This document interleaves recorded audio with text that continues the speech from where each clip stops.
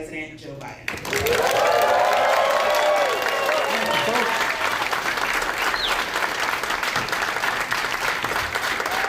It's good to be here with the power in the state. One more runs my whole life, runs everything. And the county executive, the mayor, we got a hell of a crew. And I'll tell you, but thank you so much. You know, the thing about this campaign, and particularly here in Milwaukee, specifically, Wisconsin generally, and several other states, it's going to get down to knocking on doors, old-fashioned way. No, it really is. And it gets down to just making contact with people. Secondly, you got 44 headquarters in the state. 44. And this is going to be the next president on these days.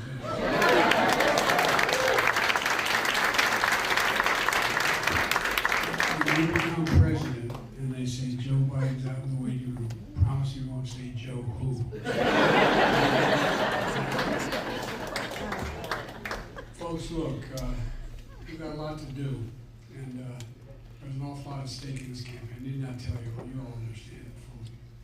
One of the things that I like about this campaign, particularly here in this state, is, by the way, it's the first time headquarters have been here in Milwaukee. Well, there's a reason for that.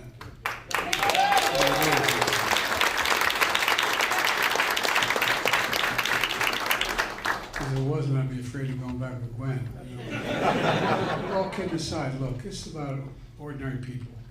I grew up in a neighborhood that was not poor, but middle class, technically low middle class. You know, 3-bedroom house with 4 kids, and a grandpa lived with us. You know, it was decent, but you know, it wasn't anything left over at the end of the month. And so what I started to do was, my dad used to say, that trickle-down economic program had been going on for years. Not a whole hell of a lot trickled down on my dad's kitchen table. And so we decided to make a completely different approach to how we were going to govern the country. And one of those was to make sure that we invested in people. We built them from the middle out and the bottom up. And that occurs, the wealthy still do very well, but it's about time they start paying their fair share of taxes.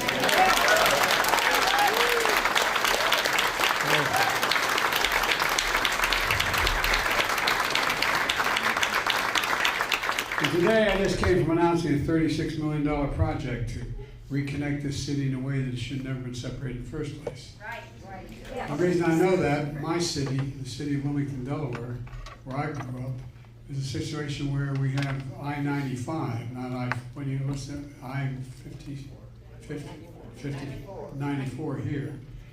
And it's about almost a quarter mile wide going through the city and divided a neighborhood and had profound impacts on the economy. And I'm President of the United States, I'm in charge of this program. I haven't funded Delaware yet. I'm going to tell you. But we have, you know, over $3 billion to do this across the country. It's about bringing people together. You know, I have a very different view than, as you know, than the opposition here, the guys are running against. I don't think we're a dying nation. I think we're a growing nation. I don't think we're behind. Well, I really mean it. And I've been doing it a long time, but you know, I've never been more optimistic about America's prospects. Never. And so, but all of this, and I know it sounds like hyperbole, but it's all in your hands. And you folks like you all across the country. Because this is how I won the first time I ever ran, this is how we're going to win again. A lot of you helped me in 2020, and we make sure he was a loser. And he is a winner. We're going to make sure that happens again, right?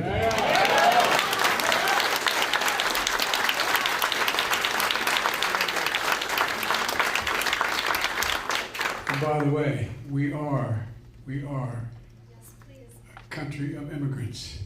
And they are not brilliant.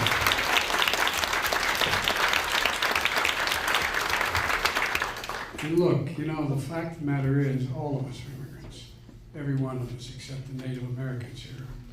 And the fact of the matter is that it's what built this country. It's why we're the most unique country in the world, the most powerful nation in the world, the most connected nation in the world. And we got to take advantage of it and not walk away from it. Anyway, a lot more to talk about, but I just came to say thank you Thank you, thank you, thank you. Thank you. And by the way, history is watching. History is watching. This young man is going to be reading about what we do and don't do. I don't mean me personally, what we do as a generation now. And we have a chance to really turn this country in the right direction. Move in directions that are, we have the most vibrant economy in the world. We've got a lot more to do. A lot more to do. We're investing in healthcare. We're investing in all the things that matter. All the things that the senator from this state, Johnson, who says if back that we win, he's going to try to eliminate.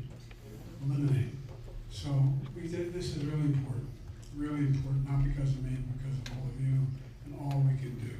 So no one should be jailed.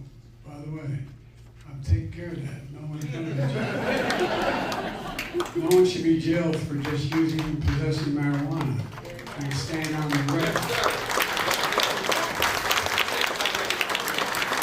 And by the way, the fact of the matter is that stays in the record all the whole time, just for smoking marijuana. Now, if you're out selling it, there's a different deal. But if you're just using it, so you wiped off your record because you have that on your record. Have you ever been arrested? Or you have a felony on your record? You have to put yes. Not anymore. Anyway, we got to do everything from gun violence to deal with choice. Our freedoms are at stake. They really are at stake. Not a joke. The right to choose, the right to be able to determine whether you're going to get to vote, how we vote.